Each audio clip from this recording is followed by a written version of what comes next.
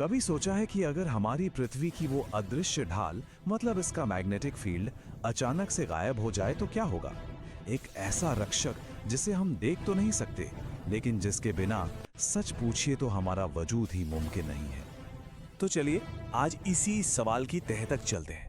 क्या होगा अगर हमारा ये प्लैनेट सूरज से आने वाली खतरनाक किरणों और स्पेस के खतरों के सामने एकदम बेबस हो जाए? ये एक सफर है साइंस और एक बहुत बड़ी तबाही के बीच की, कह सकते हैं एक काल्पनिक कहानी का। लेकिन देखिए, तबाही की बात करने से पहले ये समझना तो जरूरी है ना कि आखिर ये मैग्नेटिक फील्ड है क्या भला, और ये हर रोज हमारे लिए करता क्या है। अच्छा, तो इसको थोड़ा समझते हैं। देखिए, ये कोई जादू वादू नहीं है। हमारी पृथ्वी के एकदम सेंटर में पिघला हुआ लोहा घूम रहा है, बिल्कुल एक बहुत बड़े जनरेटर की तरह, और इसी घुमाव से बनती हैं पावरफुल इलेक्ट्रिक करंट्स। और यही करंट्स, यही धाराएं एक बहुत बड़ी ना दिखने वाली मैग्नेटिक शील्ड बनाती हैं, जो हमारे प्लैनेट को चारों तरफ से एक कंबल की तरह घेरे हुए हैं। तो सवाल ये है कि ये अदृश्य ढाल करती क्या है? असल में इसके कुछ बहुत ही जरूरी काम हैं। सबसे पहले तो ये हमें सूरज से लगातार आने वाली एक तूफानी हवा से बचाती है, जिसे सोलर विंड कहते हैं। ये चार्ज्ड पार्टिकल्स का एक ऐसा तूफान है जो अगर सीधा हमसे टकरा जाए ना तो तबाही मचा दे।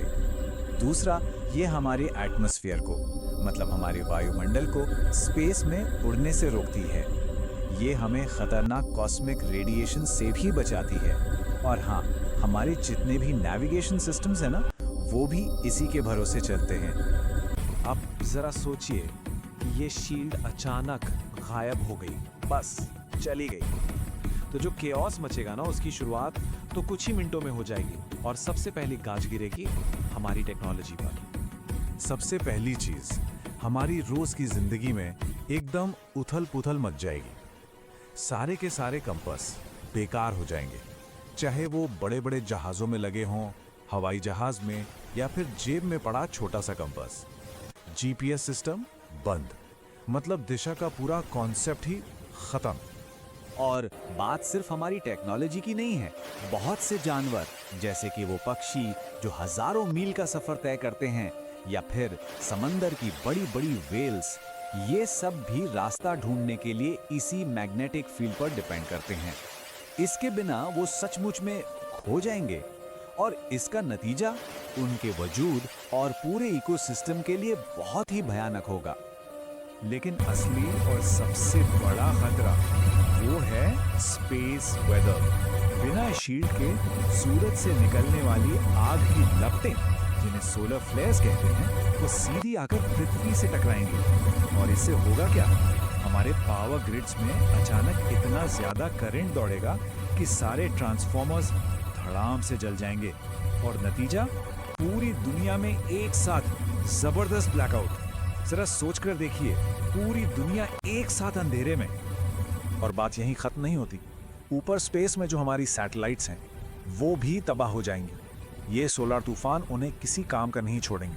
मतलब जीपीएस, मोबाइल नेटवर्क, इंटरनेट, आज की दुनिया का लगभग पूरा कम्युनिकेशन सिस्टम खत्म। हम अचानक से एक अंधेरे युग में पहुंच जाएंगे।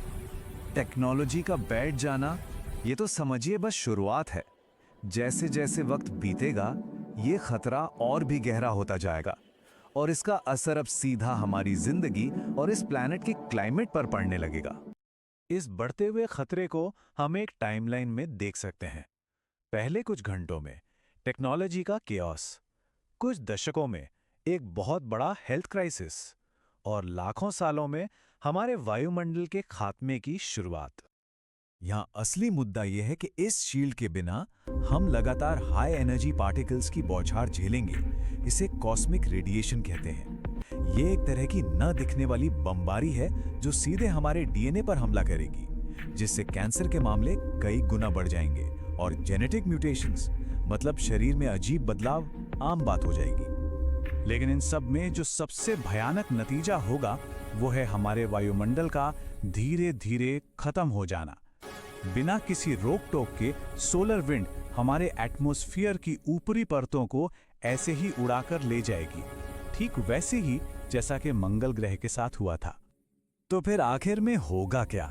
आज की हमारी ये हरी भरी पृथ्वी जो जिंदगी से गुलजार है, वो एक दूसरे मंगल ग्रह में बदल जाएगी। एक ठंडा, सूखा और बंजर रेगिस्तान जिसका एटमॉस्फेयर स्पेस में कहीं खो चुका होगा।